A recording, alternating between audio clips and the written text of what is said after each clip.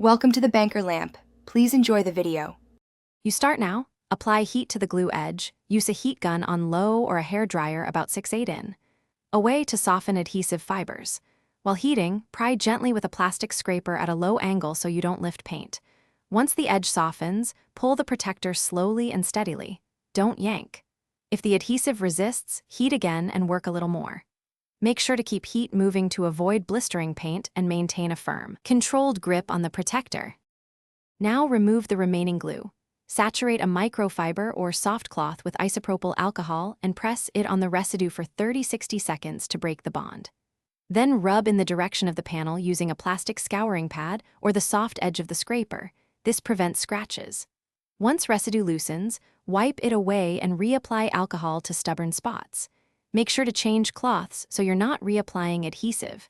If small fibers remain, repeat heat plus alcohol for a final clean.